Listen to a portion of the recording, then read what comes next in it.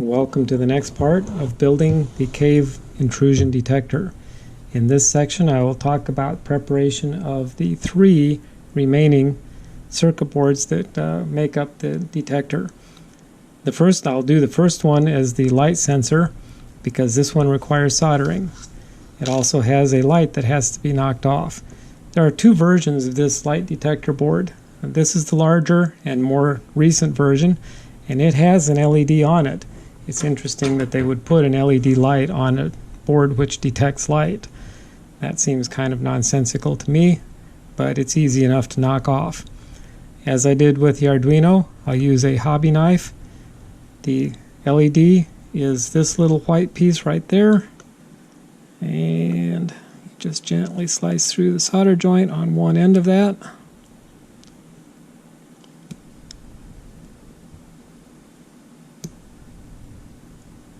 And when it comes loose, then you can use a pair of tweezers or a forceps or something and just peel it right off.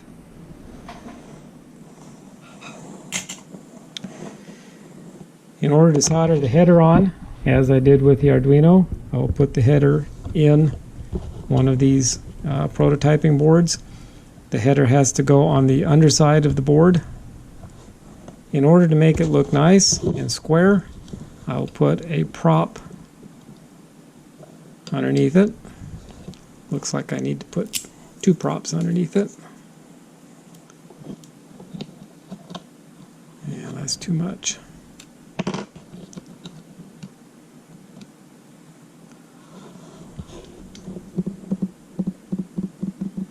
If I tip it over like that, just push on it that way just a bit, it tips the header in the socket enough so that it's going to wind up perpendicular to the board when I get everything soldered down.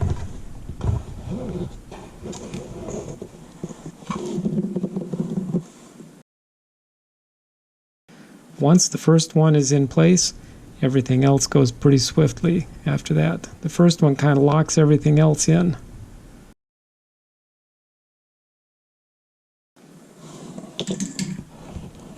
And that's it. That is the preparation for the light detector board. The next piece to prepare is the real-time clock.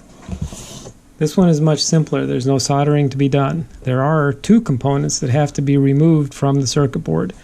Again, there's an LED on it. This is labeled power right here. And as before, I just use my hobby knife and slice through the solder joint. A little bit of gentle slicing, and it comes right off.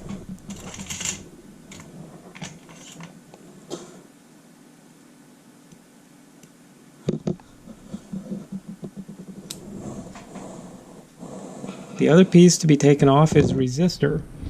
This resistor allows the device to have a rechargeable battery installed on it. Well, we're not going to be using rechargeable batteries. But even if you don't use a rechargeable battery, this resistor will cause the clock to consume power from the main power source, even when everything else is asleep. So in order to reduce power consumption of the system, we're going to take this resistor off.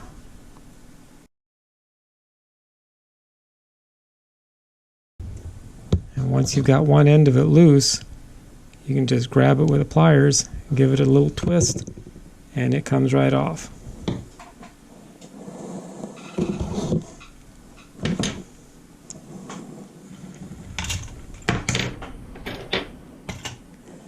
The last thing to be done with this is to change the pin headers from a right angle to being straight. They have to be straight so that the device can go onto the circuit card parallel.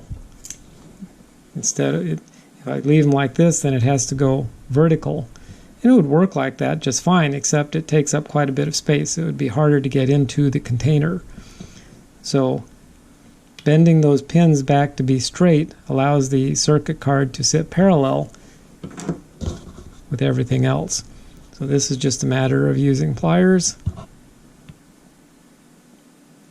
and just bending the pins one at a time. If you mess this up and manage to break one off, you can get replacement pin headers. You can buy a package of them off of Amazon for quite cheap. Unsoldering the old one is kind of a pain, but all you would have to do is unsolder the old one and solder a new one in its place.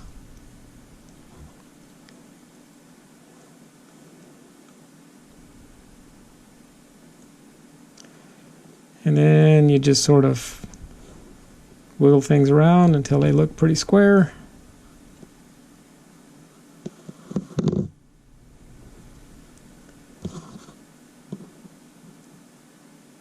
This does not have to be exactly 90 degrees. We're not building a rocket ship here.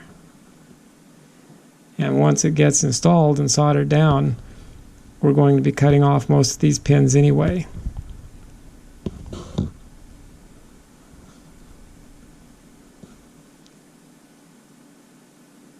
So there. And now, when I put it on the circuit card,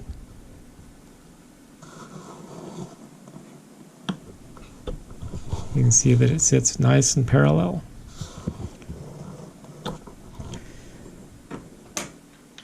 The last of the circuit cards is the memory card interface, and this requires no changes whatever. It can be used exactly the way it is.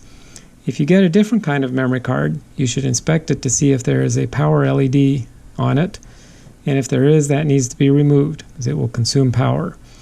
Otherwise, this device needs no changing whatever.